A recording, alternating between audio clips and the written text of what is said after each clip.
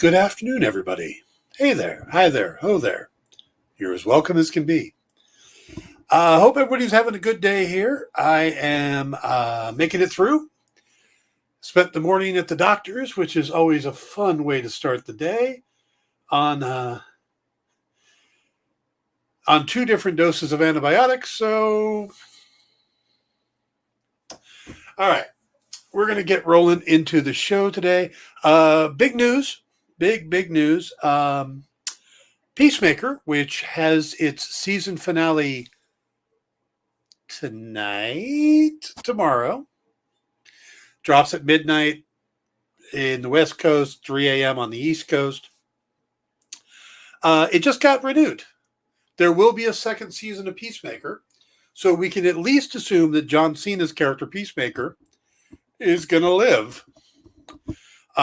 Everybody else is kind of fair game. I have a feeling that Amelia Harcourt will make it, being that that's James Gunn's girlfriend, Jennifer Holland. Not that she's only got the role because of that, because I think she's fantastic. But you don't kill off your girlfriend's character if you're a writer-director. You just don't. It's not wise. And I have a feeling Vigilante will make it because he is just so awesome. Everybody else is fair game, I think. Let's see. Hey, we should work on a Chip and Dale Rescue Rangers breakdown. Is there a new Chip and Dale's Rescue Ranger breakdown? And if we did, could we cut in scenes from Magic Mike? Chip and Dale's? Anybody? No? Okay. I don't even know if they're still open. Okay. Maybe I'll throw that into tomorrow's show when we talk about the Doctor Strange trailer. Also, there's supposed to be a Lord of the Rings trailer, which I haven't had a chance to see yet. I'm just not vibing the Rings of Power series yet. You know, I enjoyed Lord of the Rings. I enjoyed the Hobbit series, but it had more cameos than Doctor Strange. All right, I will check it out. We can talk about it tomorrow. But yeah, so Peacemaker Season 2. There was also word that a discussion was happening about a spin-off series, another Suicide Squad spin-off series. So it's not going to be a Vigilante spin-off, but it'll be a Suicide Squad spin-off. I'm not sure what characters you'd want to spin off out of Suicide Squad. You might do a past thing because a lot of those characters died. I mean, a ton of characters died. I have heard reports that TDK,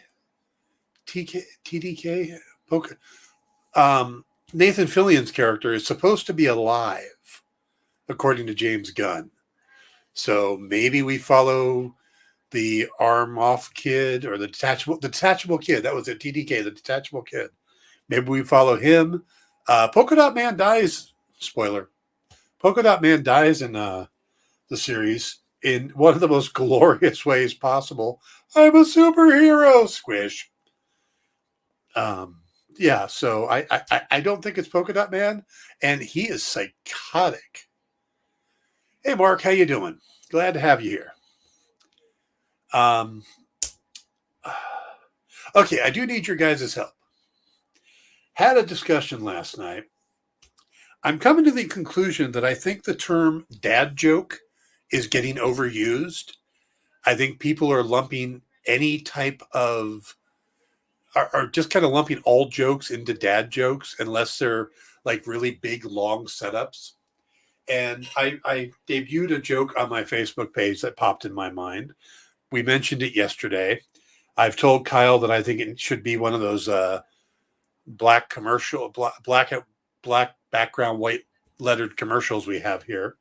And the joke is simply, what's the difference between making egg salad and chicken salad? Timing. Now, I've been told that that's a dad joke. Where I'm not ashamed of dad jokes, I tell a lot of dad jokes, even though I'm not a dad. I don't feel that's a dad joke.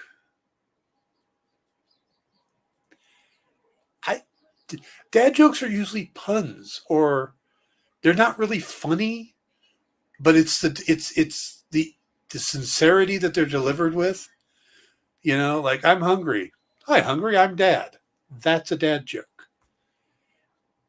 I don't think that the one I did is a dad joke. So I'd love to get your guys' feedback on that. Does the egg salad, chicken salad joke count as a dad joke? Let me know what you think in the comments. I'd appreciate it.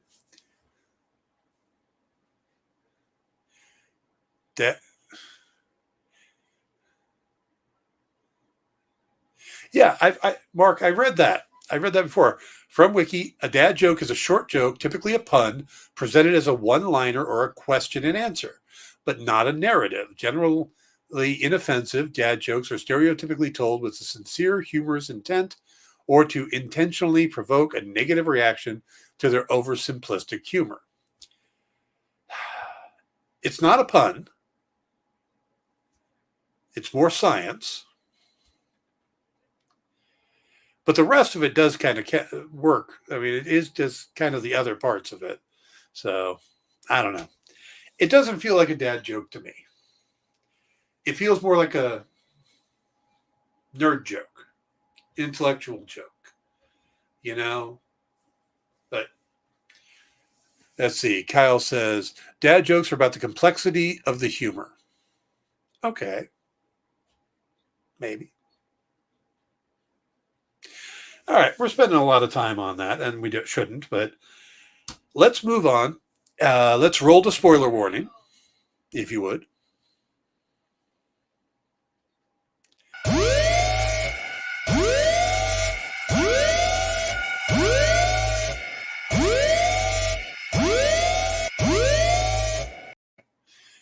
I like Mark's comment. Instead of a dad joke, it could be a Dan joke. I'm good with that. I am absolutely good with that. All right, today we are going to talk about Death on the Nile. And Kyle, if you could put the little spoiler thing over the Hot Toys. By the way, anybody from Hot Toys or Sideshow listening, if you make a Hercule Poirot Hot Toy, I'm in. I'll get it. Because with that giant, I want the giant mustache, and I want the accessory kit to have the mustache cover that he sleeps with. And it needs to have the two perfectly sync eggs on a little table. It needs to sit next to him.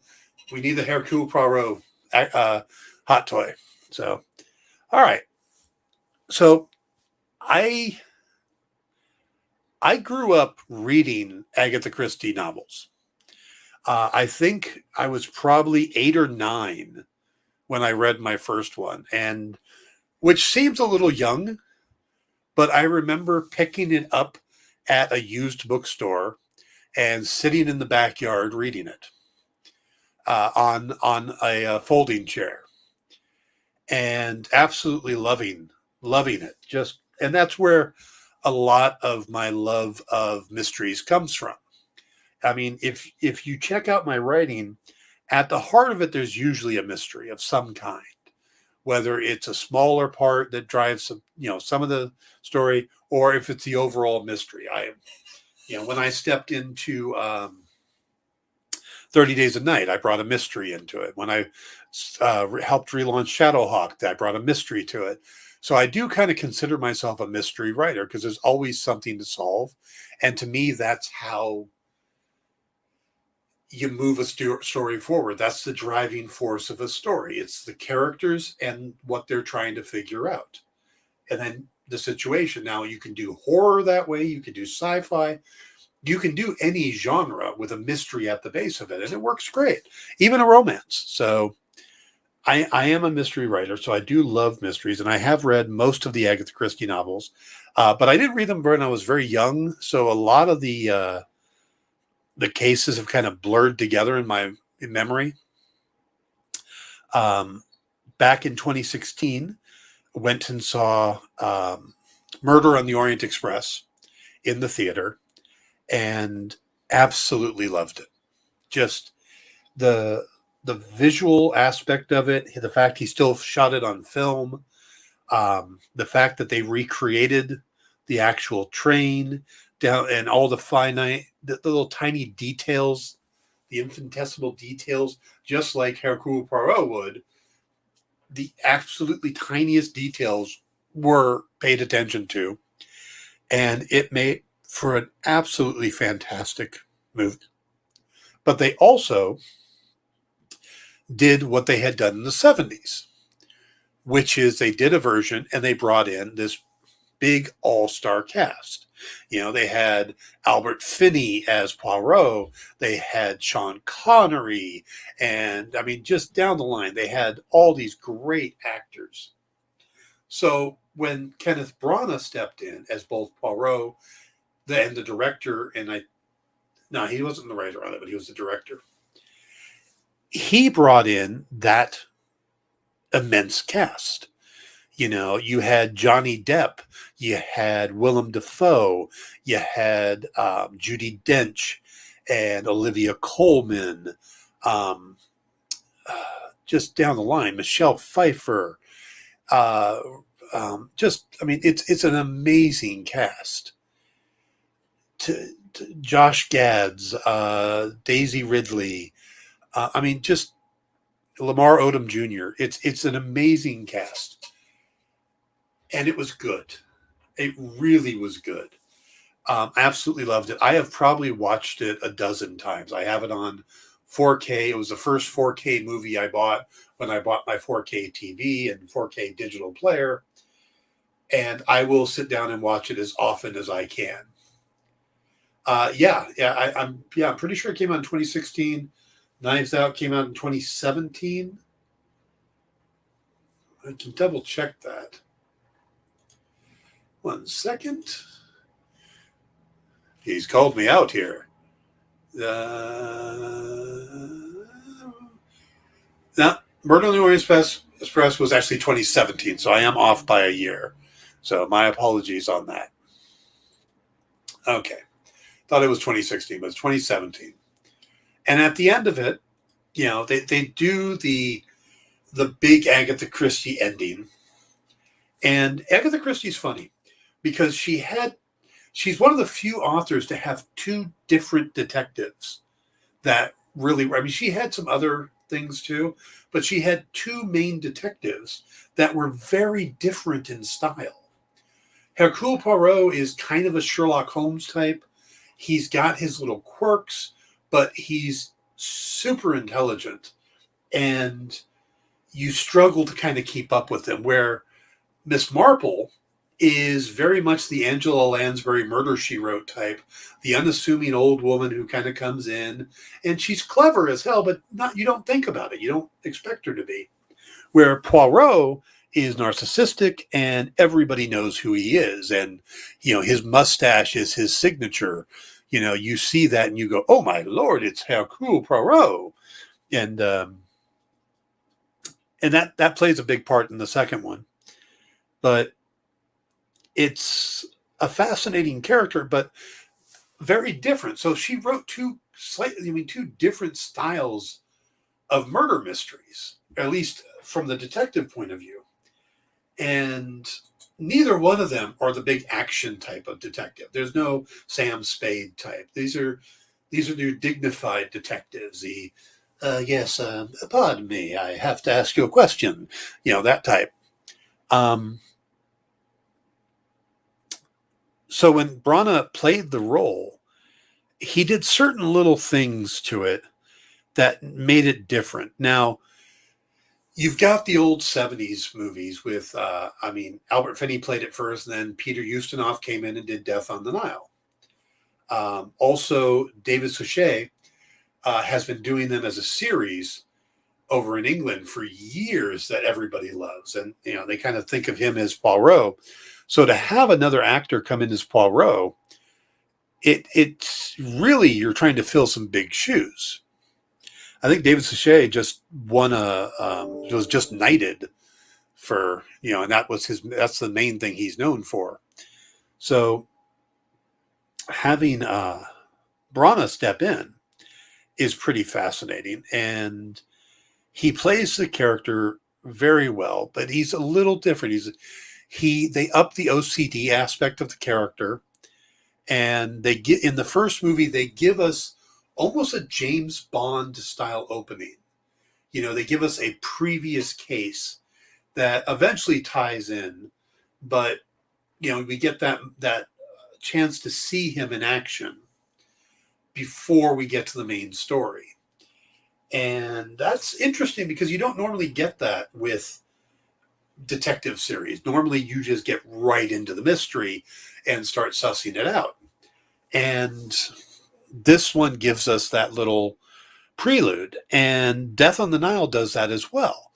But what Death on the Nile does is it gives us a prelude where the first one really showed us how the character works. The second one gives us more of his background.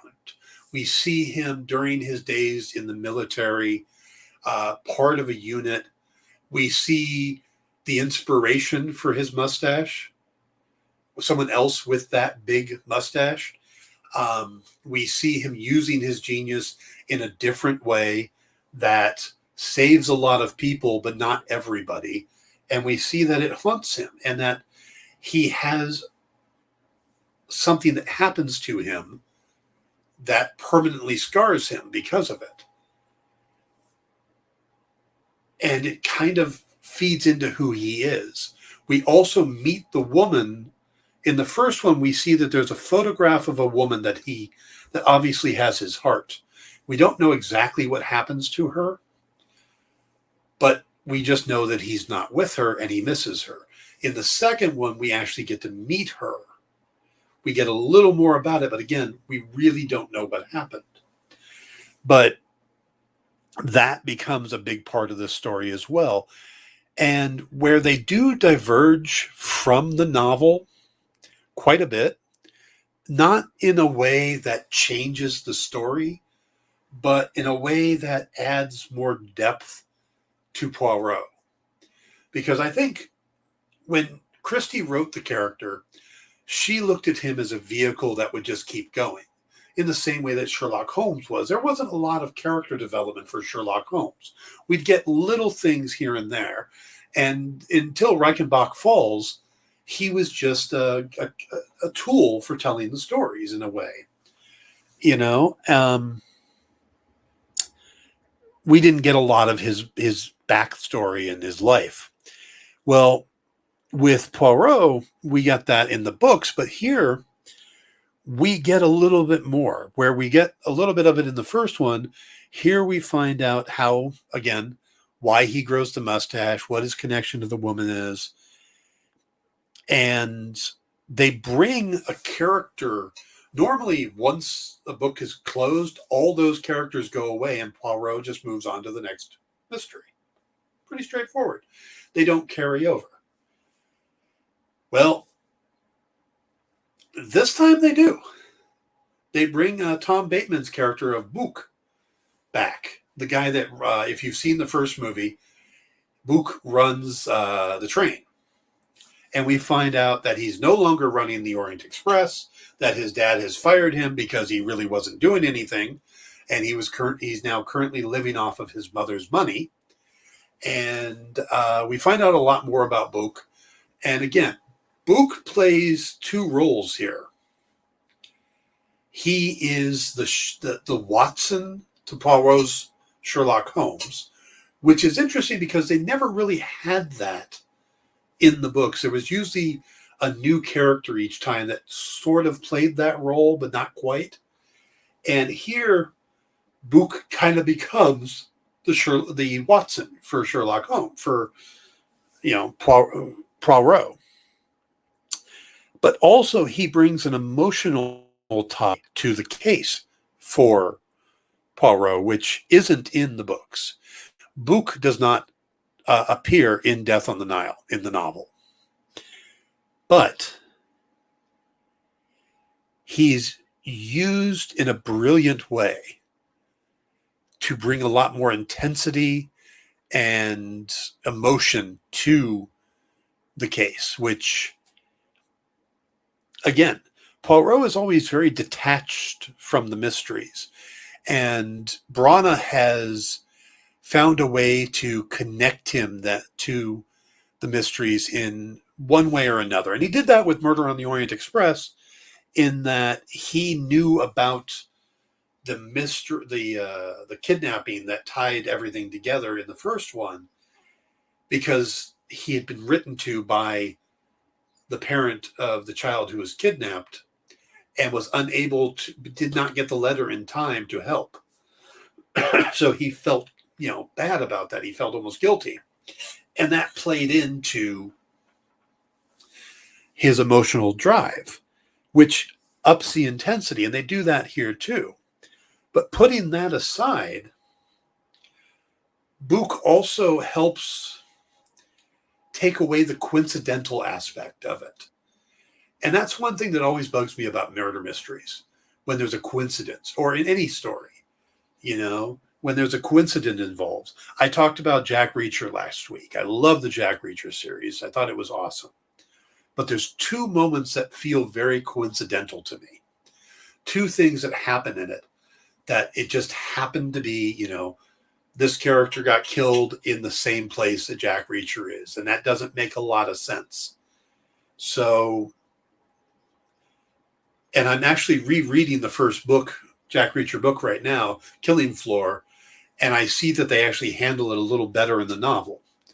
So the coincidental thing is better dealt with there. There is a coincidental aspect to the fact that Poirot just happens to be around when the murder happens. And it's the same type of thing we get in, that was the big thing about Murder, She Wrote. It's like, really, this crazy old woman is showing up and people die all the time? I would just arrest her, because obviously she's connected.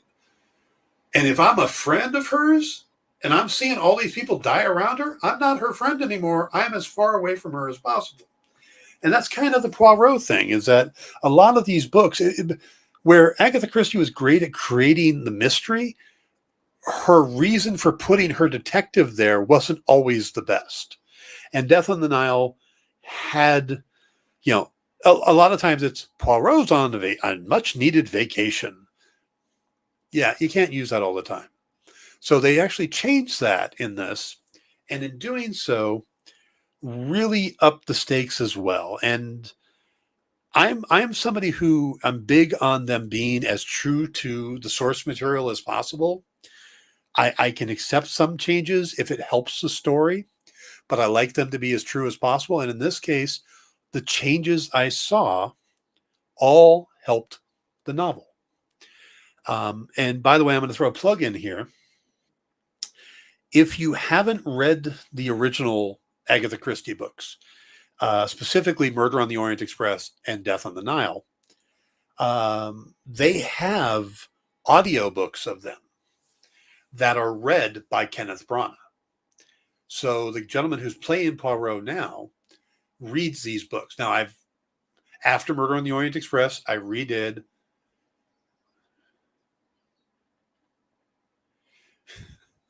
Kyle says, wait, with murder mysteries, you want movies to be like I want comic book movies to be. No. You want them to be completely faithful. I want the changes to make sense. They can I don't have a problem when they make a change, but it needs to be a change for the better. You just don't seem to want any changes. So I fully endorse the changes they made, but Kenneth Braugnah does the audiobooks for both Murder on the Orient Express and Death on the Nile, and he's fantastic at reading the books. They're very enjoyable. I've already done Murder on the Orient Express. After that, I'm listened to a little bit of Death on the Nile. I'm going to get back to that. I'm going to finish The Killing Floor and then go back to Death on the Nile and go through that. But it's a very interesting story, and the cast here is phenomenal. Now, the one that surprised me, and the person I couldn't place as I was watching it, two people. The first one had to do with the character. They got the crew listing on IMDb, or the cast listing on IMDb, really weird. But Maria von Schuler, who is the main star, well, I say main star, the main character in this is Lynette. Lynette Ridgway, I think it is. I don't want to just go off of my memory, but yeah, Lynette Ridgway is the main character. She's played by Gal Gadot. And fantastic. Just great job. A very different type of character for her than I'm used to seeing her. Most of the time she plays these very self-confident, ass-kicking women, which are awesome. This one is a little more under the gun, a little more, she feels trapped. She's trying to live the life she wants to live, but everything around her is coming against her. So we'll get to Gal Gadot in a second, but Jennifer Saunders, who's from AbFab, absolutely fabulous, and other great stuff. She plays Maria von Schuler, who is Lynette's godmother and who genuinely loves her goddaughter.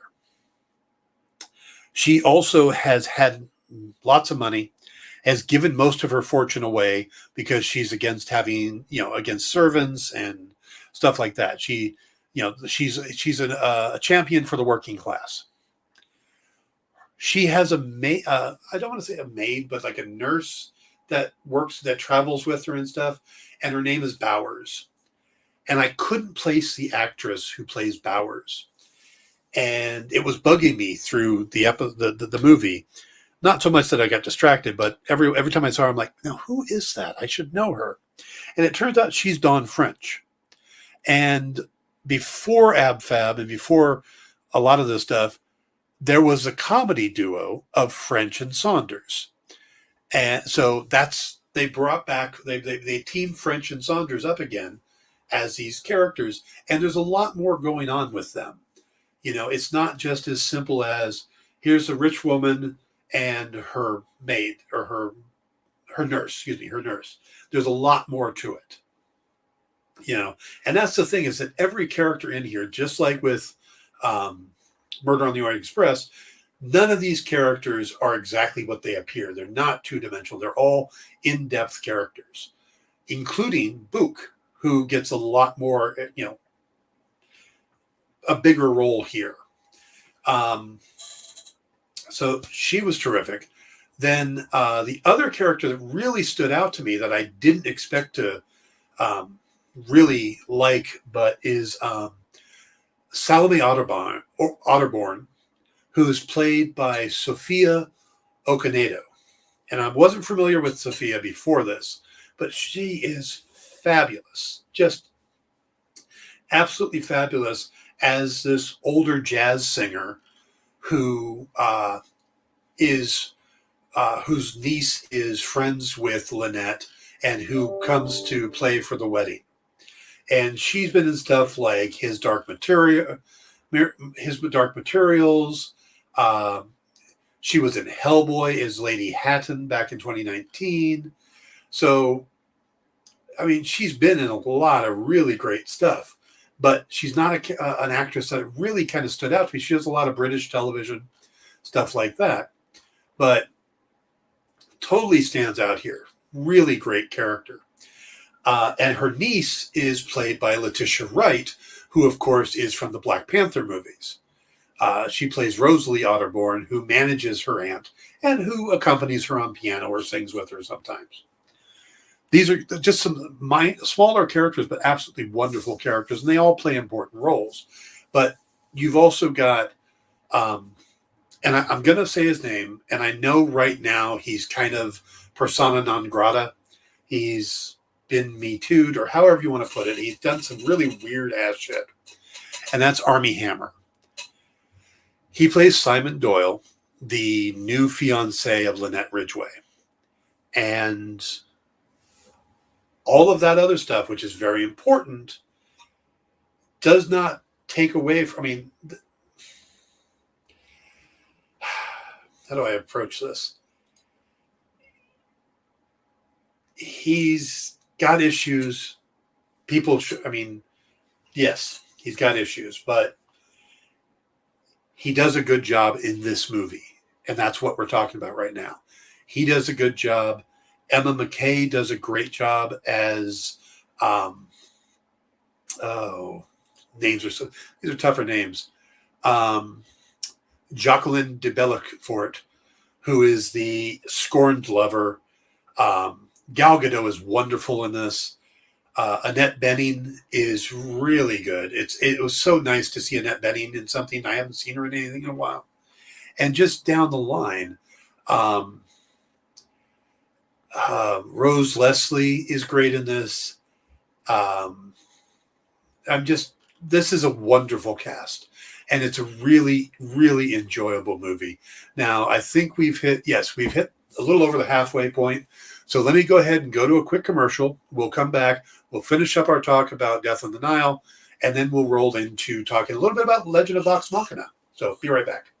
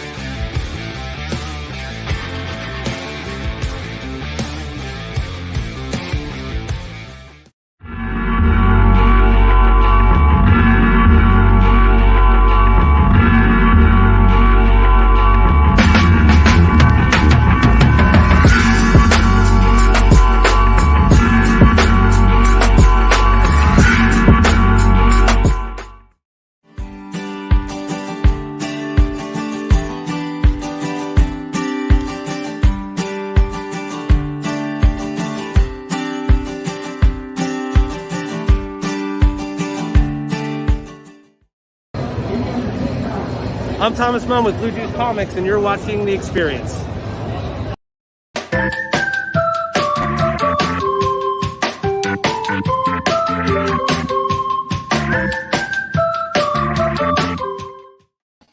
Hey, everybody, stick around after today's show, because coming up next is Comic Collectibles with Rex and John. They've got some great signed books that they're going to be offering up, including books signed by George Perez.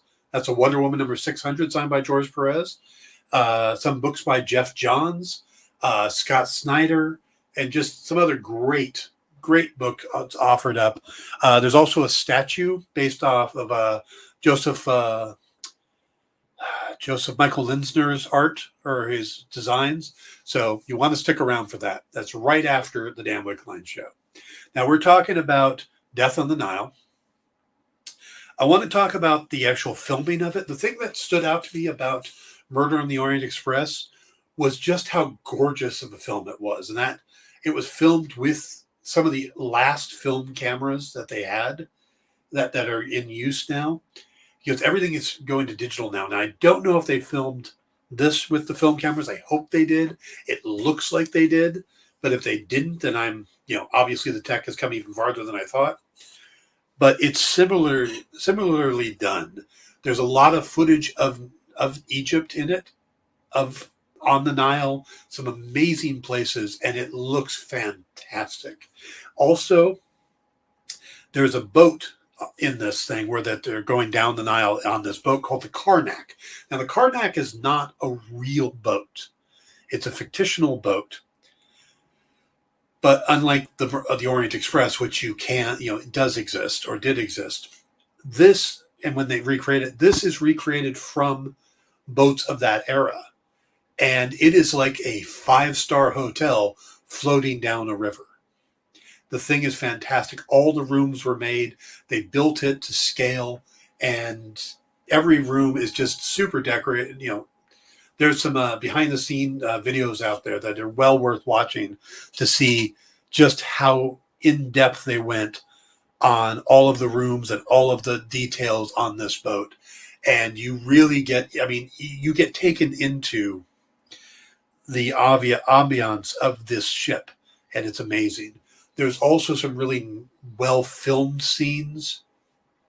There's an interrogation scene where two people are basically interrogating the third, and they're doing it kind of, they're walking around this character, and the camera is panning around him too. So it gives you this very intense feeling. And as it's going, the camera is lowering and lowering and lower till eventually we pan into the big reveal of that interview or that interrogation, and it's done on an up angle, and it really frames this person as the possible killer. It's a really neat way that Braugnah did it, and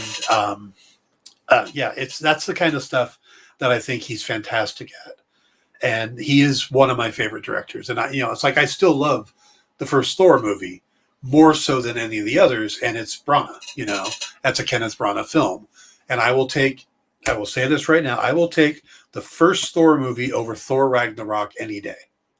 And it's not because I think the Thor Ragnarok's bad. I think Taika Waititi made a great movie. The thing is, I don't think he made a great Thor movie. The great Thor movie is the one Kenneth Braugnah made. It's a different character now. He's changed a lot. He's not the Thor from the comics. He's not the Walt Simonson Thor.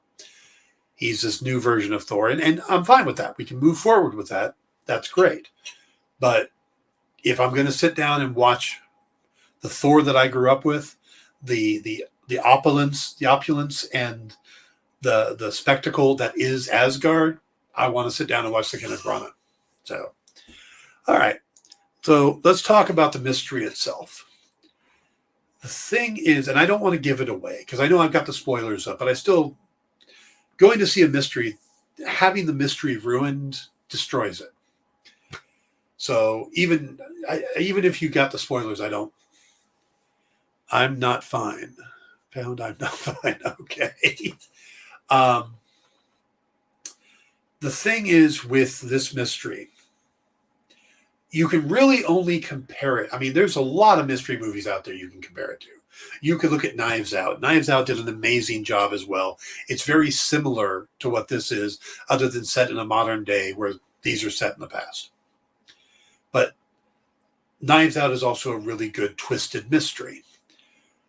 Though it's not really, I mean, it's a little something different. Knives Out is something different, but Murder on the Orient Express is the mystery that breaks all the rules. And I'm not like yes, this could happen. I mean, the payoff is something that you don't expect in a murder mystery because it doesn't work that way. It's one of those, it's a one-time thing. Twisted Mystery is the name of my Stephen Sondheim ska cover band. I would like to hear that, please. So you can only really compare Kenneth Braugnah Poirot movies to Kenneth Braugnah Poirot movies. So if you're comparing the two movies, the mystery part of Murder on the Orient Express is untouchable because it's that one mystery that Agatha Christie created that I don't think anybody else will be able to touch. It's so convoluted yet makes perfect sense that I don't see how anybody else could do that level. That said, Death on the Nile is a really good mystery. But it's a mystery that you can solve if you pay close enough attention. All of the clues are there. I hadn't read it in so long that I didn't remember what the twist was or what the mystery or the reveal was. But I started picking up the clues and knew pretty much all of it before the reveal. But then I do that with mystery movies. That's kind of my thing. So it's not easy. It's not a giveaway. It's not, oh, that's obvious. So from a mystery point of view, if Murder on the Orient Express is a 10, this is a solid 8, 7.5, 8. It's a really good mystery. Emotional level, this one is stronger. Death on the Nile has a stronger emotional connection to it, emotional heart to the story. And I think they had to dull down the emotional connections in Murder on the Orient Express to make that ending work. Here they don't have to. Here they can play them up, and there's actually some levels that's added to it by the changes that they make here. And in this case, it may be one of the rare times that they improve upon a book. Okay. What the changes they made, bringing Book back, really helps the story.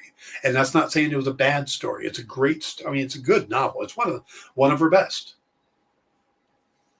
But what they did actually improved it. So this is definitely a good sequel to Murder on the Orient Express. If you like that, you're gonna like this. If you are really disturbed by the Armie Hammer thing, try to put that aside because it's a good movie. And there's a lot of really good actors and a lot of really good people who worked on the film that really want people to enjoy the film. And I would hate for someone to miss out on it just because of that. Now, going forward, people probably shouldn't hire him. That's, but nobody knew anything going into this film when it was made. So keep that in mind. Overall, I highly recommend the film. I do. I can't wait till it comes out on 4K because I'll probably watch the hell out of it too. There'll probably be, set days that I just watch them back to back.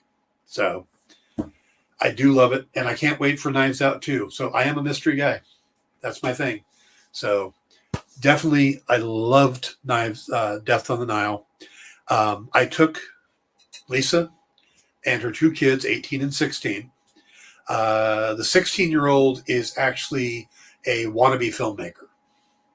He's in a school where they study film, and he's making his own little movies and stuff. So all three of them loved it. We got into the truck afterwards, and they just started bantering back and forth about, oh, what did you think of this? Oh, I love that character. Da, da, da, da. And they talked about it the entire drive over to the next place we were going, and still talked about it once we got there. That to me is a good movie, because we have seen movies before where we come out, they went, yeah, it was all right. Malignant being that one. Actually, Malignant we joked about because it was so bad. But so this plays on both the older person level and the younger level. So I do recommend Death on the Nile. So, all right. We've got about 15 minutes left, and I'm going to call in producer Kyle. How was lunch? Tasty. Good. Or dinner. I'm sorry, dinner. You're on the East Coast. Well, it was technically, so breakfast was pizza rolls and Pepsi. Lunch was this steak I just made, and dinner will probably be peanut butter and jelly, because that's how my life works. Oh, my breakfast was 7-Eleven hot dogs, so I get the feeling. I understand. Yeah. I eat lunch. I eat breakfast when other people are eating lunch. I eat dinner or lunch when other people are eating dinner. And I eat dinner really late at night, so I got to eat something easy. Yeah. So yesterday we were talking about Legend of Vox Machina, the episodes 7, 8, and 9. I had not had a chance to watch it yet.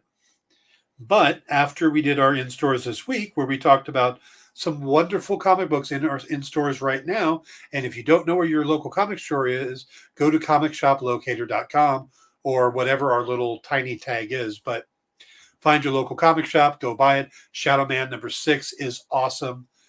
Angel number 2 is great. The Saturday morning cartoon, G.I. Joe, is very reminiscent of the old cartoons. I read Chronophage again last night. Again? Yes. Well, because I was sitting here after the show thinking about it, and I realized that there were some plot points that maybe like they didn't suss out. Yeah. Like either it was setting itself up for a sequel, or I just read too fast, and as it turns out, I read too fast. Okay. So I went back and filled in some plot holes. Tim Seeley's Chronophage out today from Humanoids. Check it out. It's a graphic novel, but it gets Kyle's seal of approval. Yeah, it's only 120 pages. I mean, it's a quick read. Yeah. Yeah. By the way, Kyle's seal of approval is an actual seal. Okay.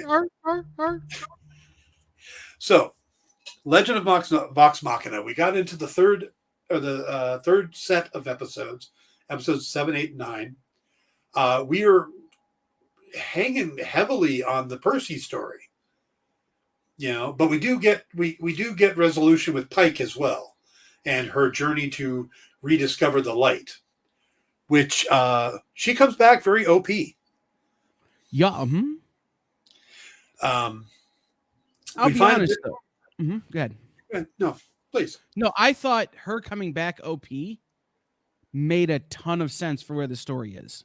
Yes. Like normally I would knock it, right? Like this character came back and was just like, I'm going to kill you now.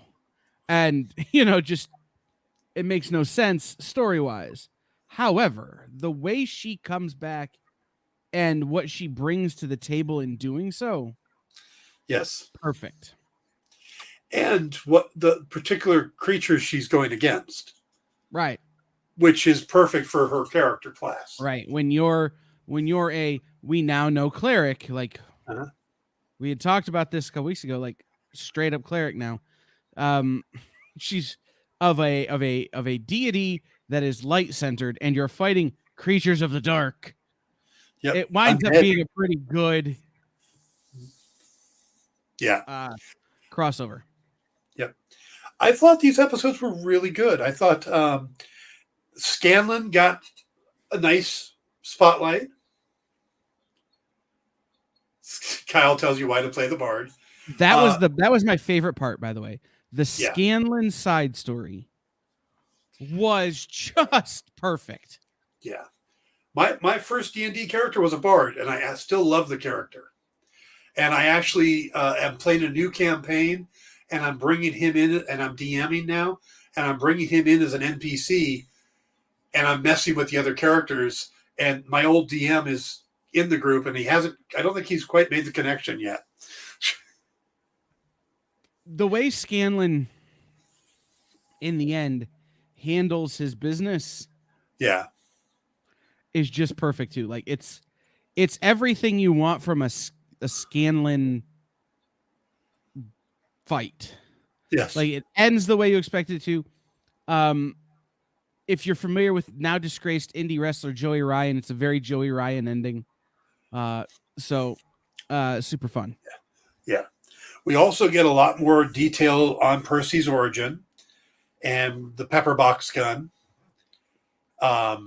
Still not sure exactly where the names came from on it and why the death mask comes out or the plague mask comes out, but we seem to be getting there. Right. We're definitely going to find that out in the next 3 episodes for sure. I mean, we have to because it's the end. But at the same time, I think the origin story we get of Percy and his relationship with his sister and why Whitestone is the place where all this stuff is happening. Like you start to get some of those boxes checked off that they needed to check off. And truth be told, it really bothers me, the hour-long storytelling format. Why? Because you get to a point and you're like, okay, I've been watching this for 48 minutes now. I know it's going to wrap up in a second. So I know I'm not going to get the answers I want. Or it's not going to leave me in a place that I find satisfactory. Okay. And in a D&D campaign, there's a little bit less of that, right? It's, it's getting late, but we're kind of in the middle of a fight. Let's wrap up this fight and then we'll call it. Because of the way the story is told in the show, you're in the middle of something important and it just stops. Making it episodic is what is making my brain twitch a little. I'll admit that it surprised me that we're still with the Briarwood story. Because I knew they were going to do a 2-part story to introduce the characters, and then they were going to do Briarwood. But I didn't think Briarwood would take up the rest of the season, and it seems to be taking up the majority of the season. You know, we're through 9 episodes, and it's 7 of the 9. Right. I mean, the other option would be that it ends in episode 10, and then the last 2 episodes are another 2-part story. Yeah. Which is a way you could do it. I don't think that's what they'll do. No, I think we'll end up. I think it'll all be Briarwood. Mm-hmm. And I don't mind the pace. Like where episode 9 leaves off at the very end. Like that's a perfect place to end and make people wait a week. To watch the show. Like it's a perfect place to start. So I don't think we're gonna get it all in 9 episodes. I think we're gonna get it all in 12.